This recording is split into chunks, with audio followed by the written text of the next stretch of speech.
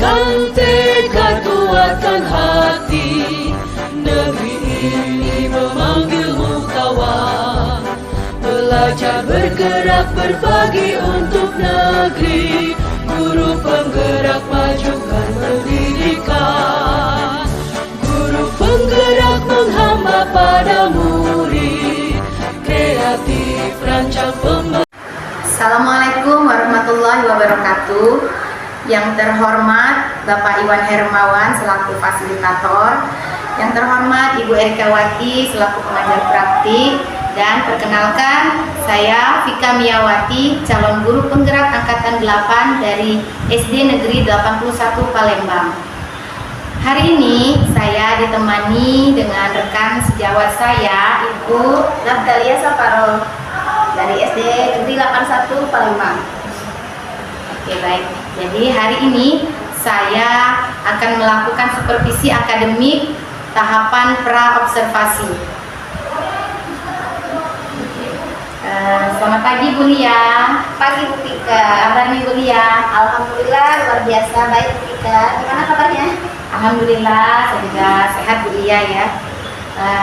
Jadi Bu Lia nih terima kasih sudah menyempatkan waktunya untuk berdiskusi bersama saya. Nah, kemarin kan sudah kita bahas Bu Lia ya 1 minggu yang lalu. Ya. Saya sudah menyampaikan kepada Ibu Lia kalau saya mendapat tugas melakukan supervisi akademik. Nah, alhamdulillah Bu Lia menyetujuinya, begitu ya.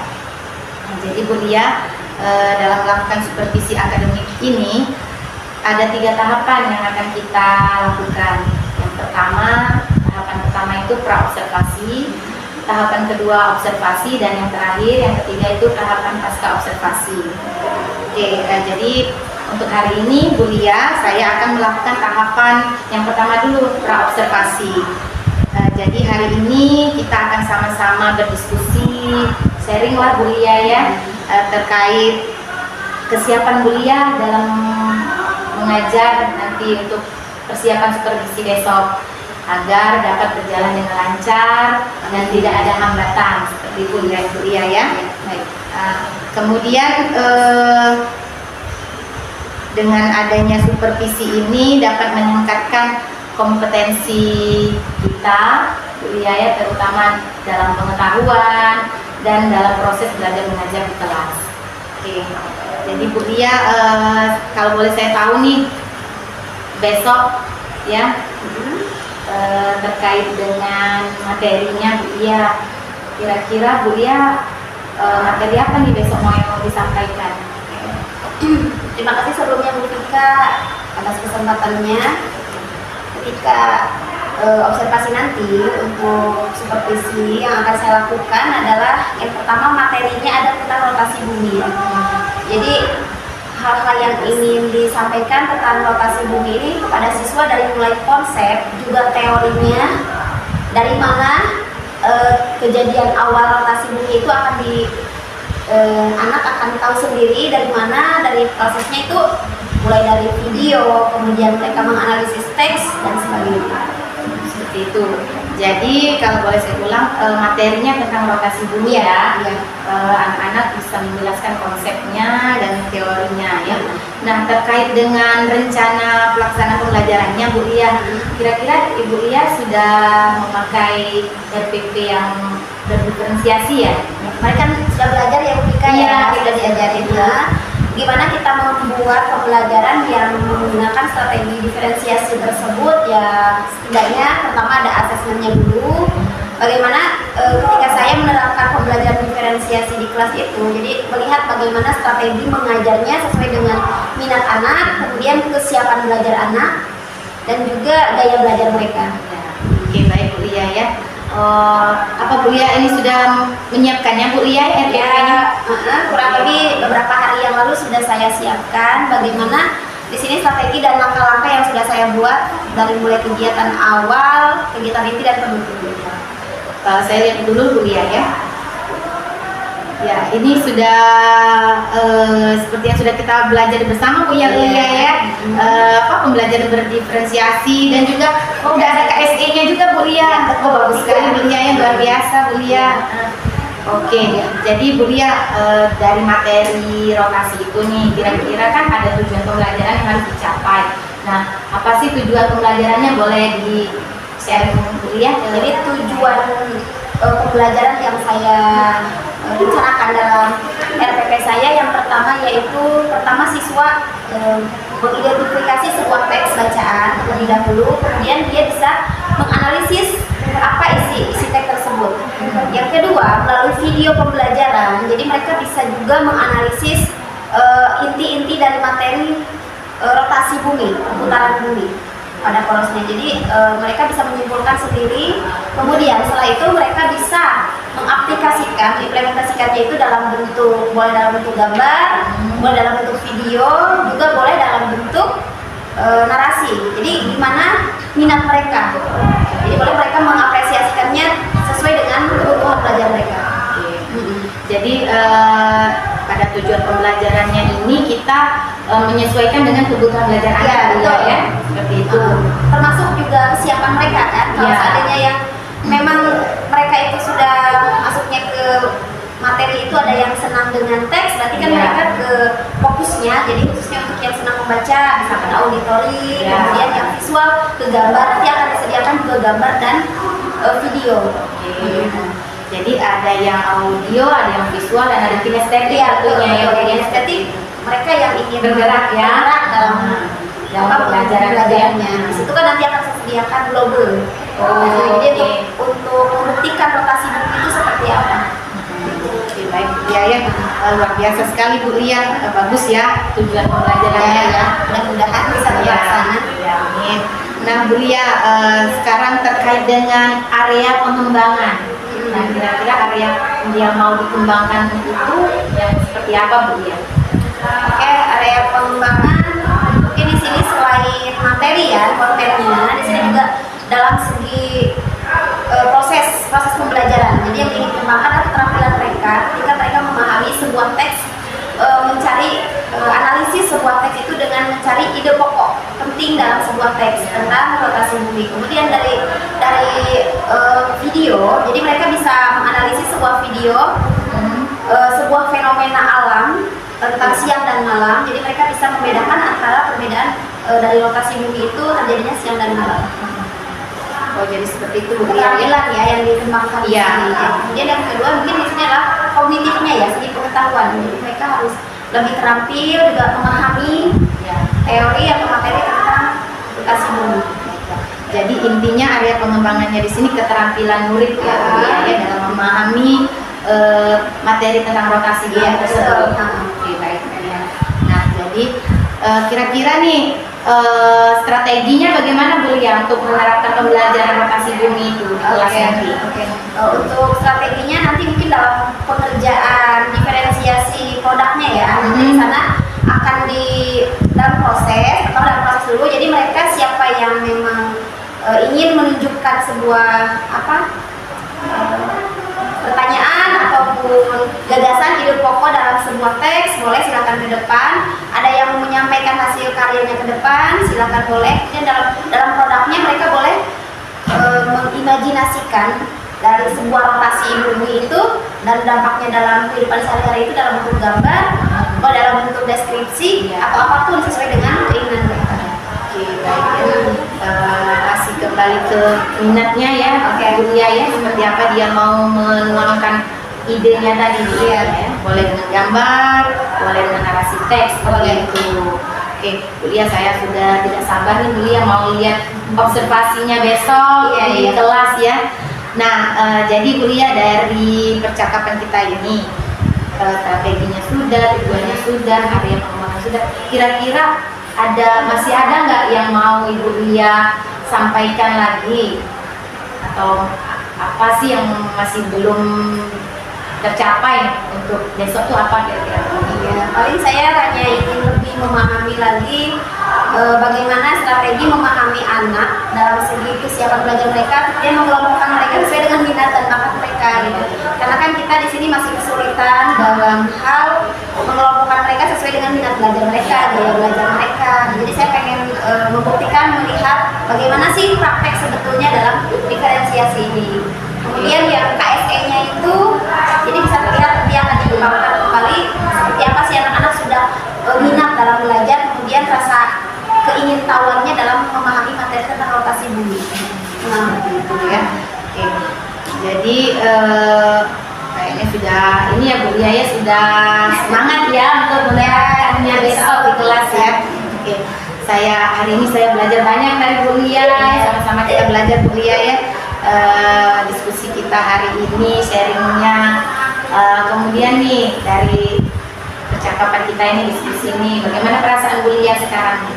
Ya, kalau perasaan saya, kalau jujur Pika ya, kalau biasanya kan supervisi akademik itu jadi sebuah hal yang menakutkan ya. Jadi untuk sekarang ini kayak seperti coaching gitu kan, kita Pika ke saya, jadi sebelum memberikan supervisi itu langsung terjun observasi, jadi saya setidaknya bisa memberikan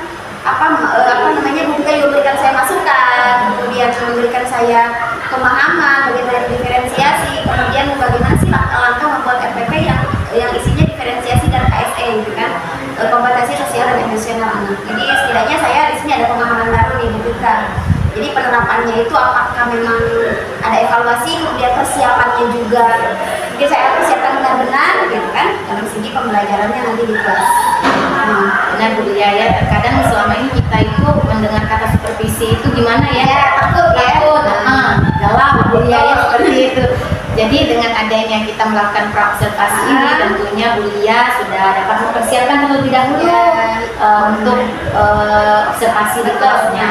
Yang pastinya lebih enjoy, tenang lagi, jadi nggak ada sebenarnya takut ataupun merasa was-was ketika mau memberikan pembelajaran, karena kan dilihat gitu kan kita mengajar. Iya.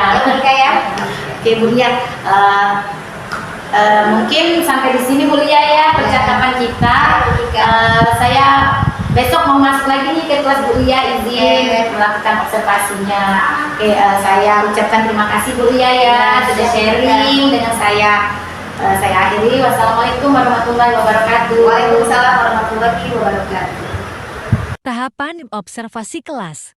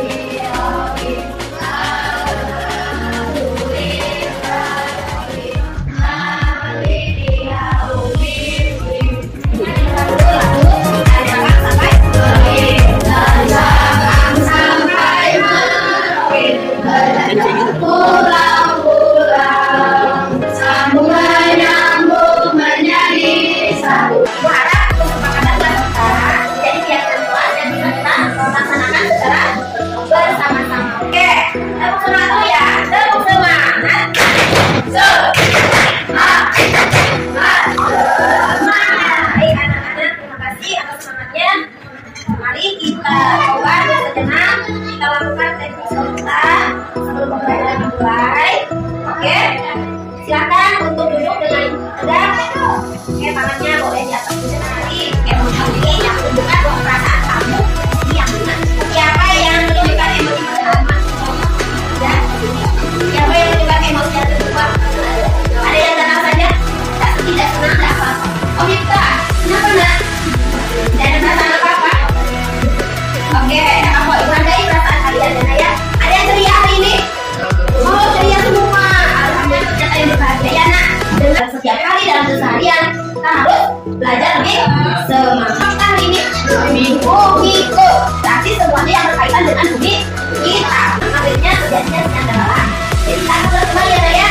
Terus yang kedua tentang rotasi bumi dan akibatnya. Tentunya sesuai dengan tema kita yaitu bumi. Oke, gimana semuanya siap belajar? Siap. Oke, kalau sudah siap belajar, lalu konsentrasi. Harus konsentrasi karena harus ingin tahu. Dulu berbicara, punya mendengarkan. Siap. Oke, terima kasih. Nah, kalau sudah siap belajar berarti Ibu siap untuk memberikan pelajaran. Oke. Apakah gambar yang kamu lihat? Oke, silakan ulang. Terjadinya siang dan malam. Terus apa yang kamu lihat dari gambar wilayah? Apa perbedaannya? Siapa yang bisa? Oke, silakan Milta. siang dan malam. Betul? Ada lagi yang menambahkan? Apa yang bisa kamu lihat itu perbedaannya? Proses yang oke, silakan. Rehan, jangan sebelah kiri. Wajah tidak keluar dan hilang. Oke, terus nah malam hari wajah tidak keluar. Oke. Tepuk semangat dulu. Tepuk tangan dulu untuk Rehan. Yuk, tepuk tangan. Salur. Salur. Salur. Ikut. Tadi, nah, Aula juga benar, kita juga benar. Tadi kan, Aula ini perbedaan siang dan malam. Terus, kita juga sama. Buat siang dan malam. Apa yang bisa kamu lihat? Oke, Sen. Apa yang bisa kamu lihat? Di saat siang hari matahari ada matahari yang berlari bulan. Di saat malam hari ada bulan yang berlari di malam. Oke, terima kasih. Ya, betul. Kata saya ini menggunakan lagi dari kata yang tadi bahwa ketika siang hari ada matahari loh, sedangkan malam hari ada bulan. Membaca sebuah cerita non-fiksi tentang dampak dari rotasi bumi nih. Punya teks, siapa yang bersedia membaca? Wah, banyak yang angkat tangan. Oke, yang paling cepat berarti silakan Arka boleh dibaca dengan bacaan yang lantang lah ya. Silakan Arka. Dampak rotasi bumi. Tiap hari ini melakukan beberapa gerakan. Ini melakukan gerakan pada pohonnya. Gerakan tersebut dinamakan rotasi bumi. Informasi unik apa ya? Ada paragraf ke-1. Oke, Sen. Setiap hari bumi melakukan beberapa gerakan. Bumi melakukan gerakan berputar pada polosnya. Gerakan tersebut dinamakan atas bumi. Pada saat bersamaan, bumi juga melakukan gerakan yang lain, yaitu evolusi bumi. Evolusi bumi adalah gerakan bumi mengelilingi matahari pada orbitnya. Oke, terima kasih ya. Ya, betul. Dalam paragraf ke-1 ternyata informasi pentingnya bahwa bumi melakukan beberapa gerakan. Bumi yang kita bijak melakukan beberapa gerakan. Yang pertama adalah rotasi, yang kedua adalah revolusi. Apa itu revolusi bumi? Oke. Evolusi bumi adalah gerakan bumi mengelilingi matahari pada orbitnya. Oke, jadi perbedaannya kalau gerak rotasi adalah perputaran bumi ada polosnya, sedangkan gerak revolusi perputaran bumi mengelilingi matahari. Nah, apa itu fenomena? Arti fenomena apa ya? Siapa yang tahu? Nah, alam yang lain? Betul, ada yang langka, yang lain?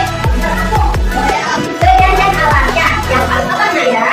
Fenomena itu adalah peristiwa akan terjadi kejadian pada alam. Nah itu ya, perlu kita garis bawahi. Sampai di sini ada yang ditanyakan tentang isi dari teks non-fiksi. Ayo ini ibu pertanyaan dulu nih. Oke. Konsentrasi. Konsentrasi dimulai. Saya pertanyaan dulu. Menurut kamu teks non-fiksi itu apa sih? Tadi kita baca teks non-fiksi nih. Menurut kamu teks non-fiksi ini adalah teks yang berdasarkan fakta, kisah nyata, atau sesuatu yang benar-benar terjadi. Di garis bawahi. Oke, silakan. Cerita non-fiksi merupakan bacaan yang berisi lupa dan bersifat informatif serta dapat dipertanggungjawabkan kebenarannya. Karangan non-fiksi merupakan karangan yang dibuat berdasarkan fakta atau peristiwa yang benar-benar dialami. Non-fiksi biasa berbentuk tulisan ilmiah, ilmiah populer, laporan, artikel, teater, fiksi, tesis, disertasi, dan sebagainya. Akan disimak videonya baik-baik. Setiap hal penting detail dicatat. Ini adalah materi. Materi adalah lihat beberapa poin bentukan atau beberapa penting yang biasa mereka. Nah, silakan.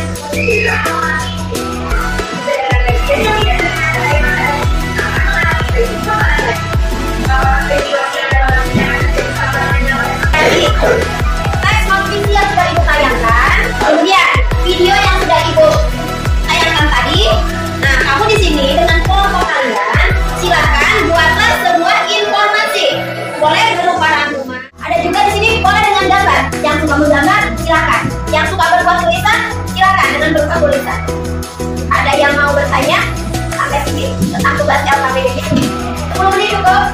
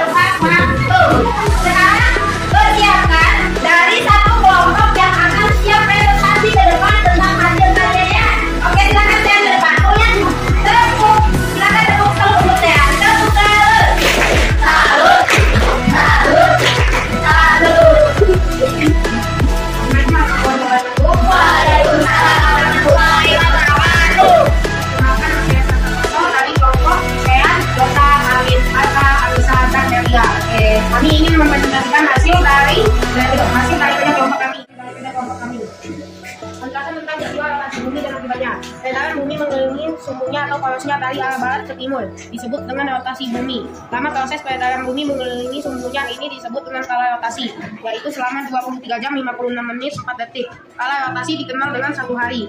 Akibat rotasi bumi. Inilah akibat-akibat rotasi bumi. 1. Terjadinya siang dan malam. 2. Gerakan harian matahari. 3. Ada dari kelompok kami. Adakah yang ingin ditanyakan? Awan-awan, tadi saya sudah mengerjakan. Ada yang mau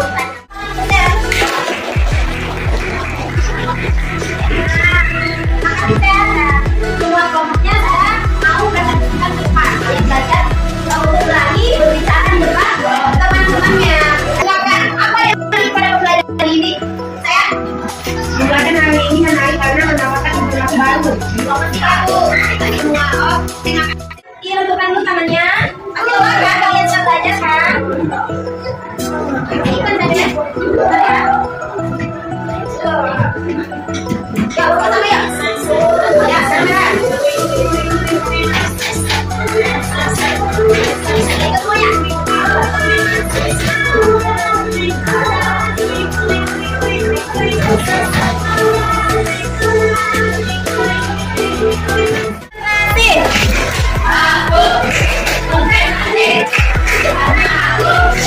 Terima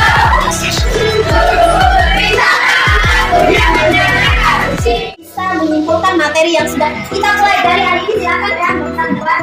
Silakan Rehan.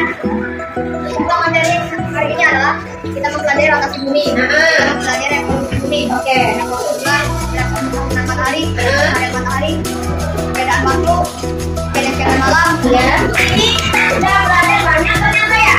Karena tadi kita kan apa ya? Nah, kalau dalam setiap pelajaran kita akan mengambil sebuah ilmu apapun itu ya, termasuk siang dan malam. Dengan menyambungkan materi dengan kehidupannya, berarti di situ kita harus apa kepada Allah? Selalu bersyukur.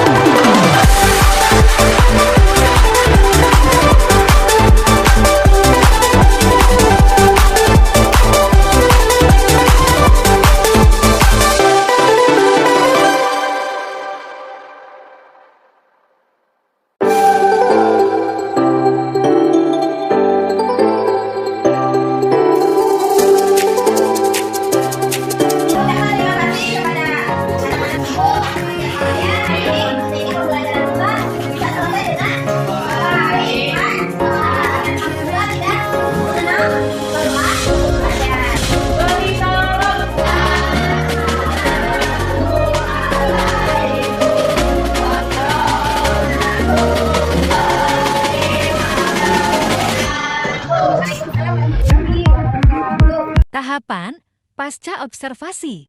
Assalamualaikum warahmatullahi wabarakatuh. Waalaikumsalam. Perkenalkan, saya Vika Miyawati, calon guru penggerak angkatan 8 dari SD Negeri 81 Palembang. Yang saya hormati Bapak Iwan Hermawan selaku fasilitator saya, yang saya hormati Ibu Erika selaku pengajar praktik yang saat ini sudah membersamai kami, yang saya hormati Ibu Natalia Saparo SPDGS selaku rekan sejawat. Pada kesempatan kali ini saya akan melakukan kegiatan supervisi akademik tahapan pasca observasi yang sudah kami lakukan tahapan sebelumnya, yaitu pra-observasi dan tahapan observasi.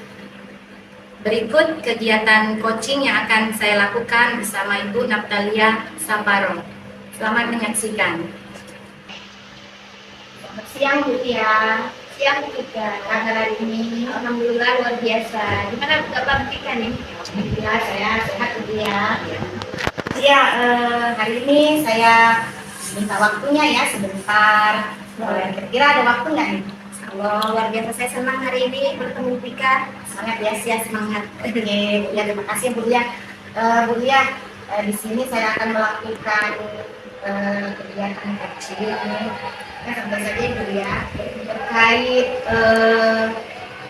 pengajaran yang Bulia sudah sampaikan, praktek mengajar di kelas kemarin yang sudah saya observasi itu. Nah, dari praktek Ibu yang mengajar itu,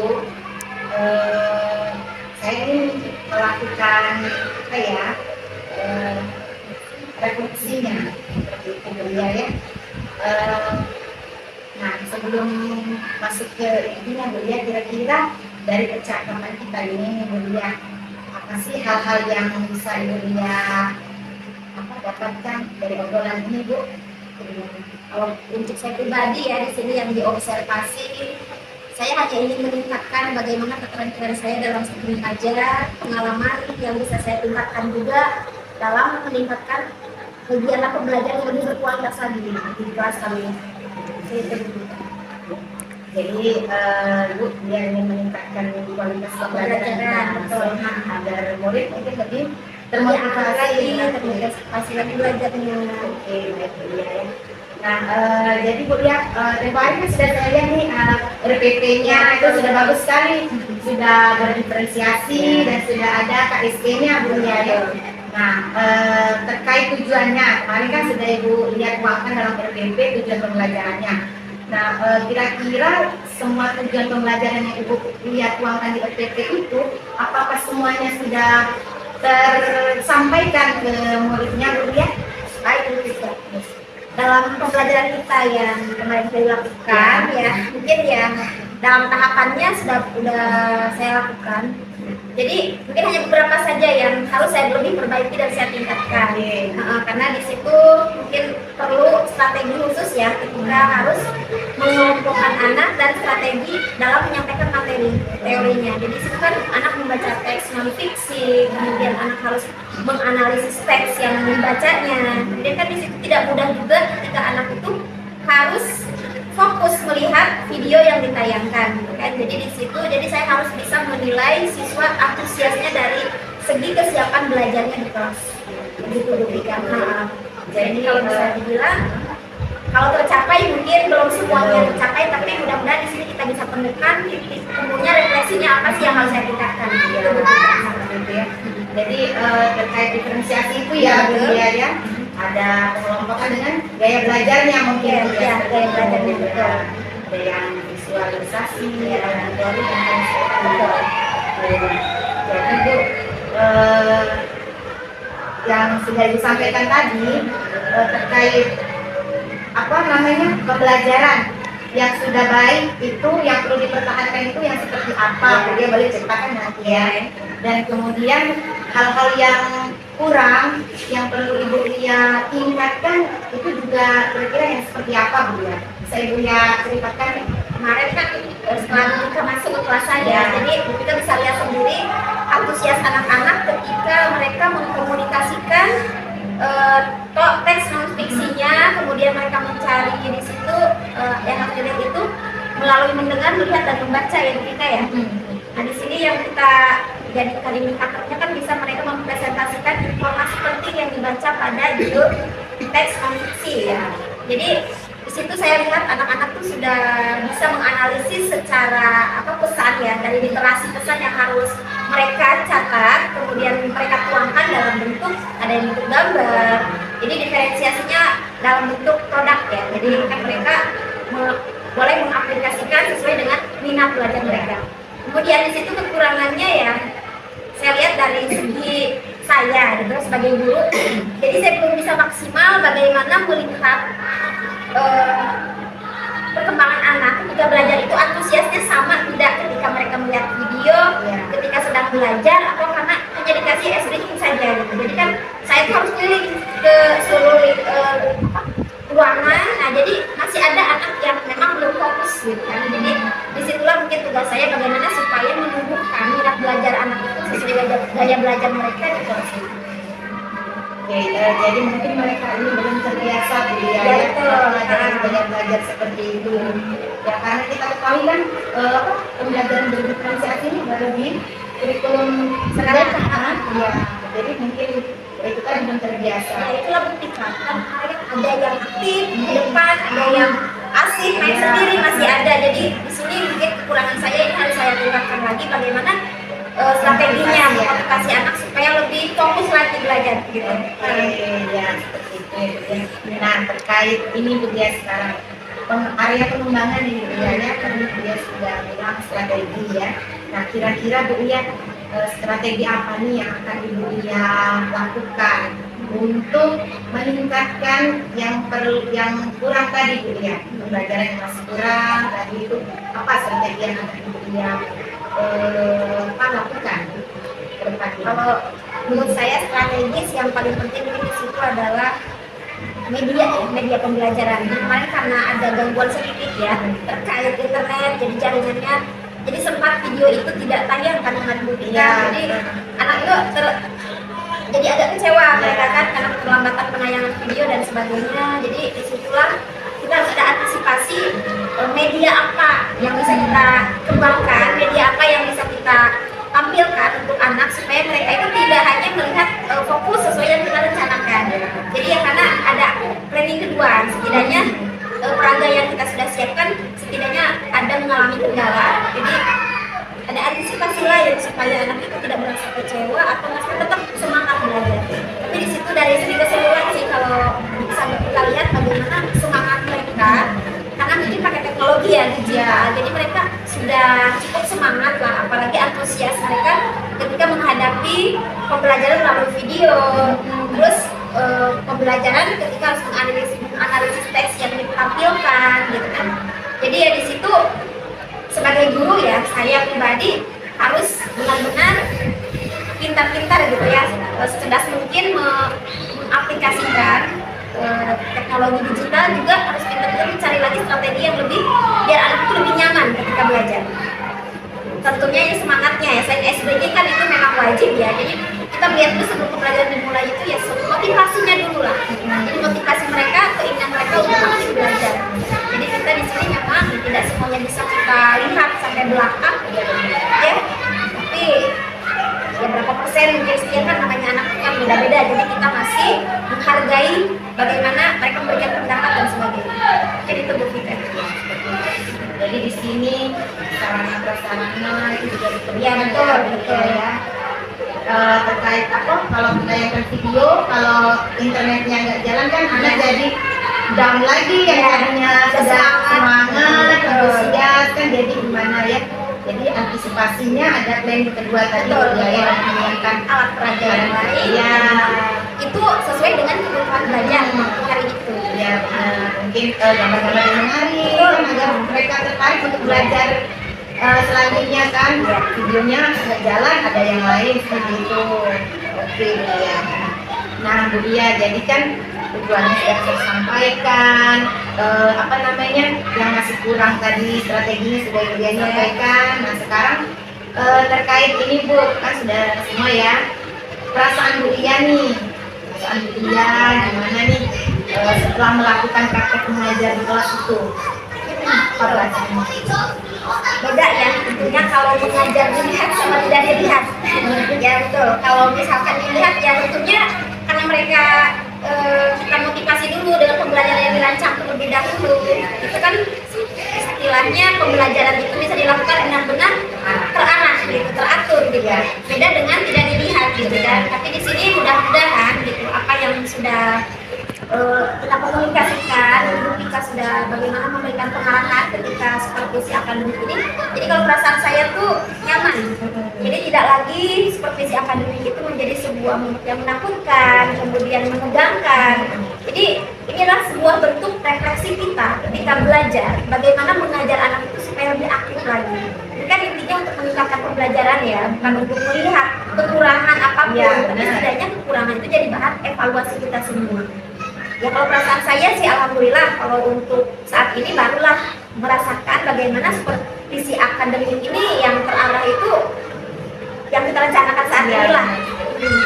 Tidak langsung masuk kelas tanpa ada pemberitahuan sebelumnya ya Bu ya. Jadi kita bisa ngobrol kita bisa mencari solusi. Benar. Alat peraga apa nih yang cocok gitu kan. Jadi ada Persiapan waktu dulu. Betul, persiapan belajar anak juga harus kita jadi bahan pertimbangan kita gitu ya. Nah, tentunya Bu Dia dari perasaan Bu Dia seperti itu ya, adalah motivatornya. Nah, kalau Ya. boleh tahu nih siapa yang sebagai apa ya motivator Bu Lia sehingga pembelajaran itu bisa terlaksana dengan baik. Yang pertama ya. Strateginya bagus, gitu. Siapa kira-kira? Kalau motivator ya, terutama yang mensupervisi ya, harus menjadi motivator. Termasuk Bu Pika sendiri, kemarin saya menjadi terinspirasi kan. Oh ya, seperti inilah mengajar yang baik itu. Jadi disitulah saya belajar bagaimana menerapkan diferensiasi. Memang tidak mudah ya kita menerapkan itu, tapi di situ kita bisa belajar bagaimana menerapkan keterampilan sosial emosional pada anak gitu kan. Di situ banyak yang Bu Pika telah ajarkan pada saya. Bagaimana menyampaikan kepada anak supaya kebiasaan itu menjadi sebuah budaya yang positif di kelas, terutama itu kedisiplinan ketika belajar. Jadi dalam hal supervisi akademik ini sungguh bagus ketika sangat bagus kalau dikembangkan. Intinya apa ya, jadi memberikan sebuah pencerahan gitu loh, pencerahan supaya kita itu mengajar itu dengan penuh tanggung jawab, enjoy gitu kan, senang gitu. Jadi benar-benar 100% antusias untuk anak gitu. Karena itu tadi mungkin Bu Lia sudah ada persiapan sebelumnya, ya Betul. Jadi ini sendiri sebetulnya motivasinya sudah bisa gitu kan, kita belajar terlebih dahulu.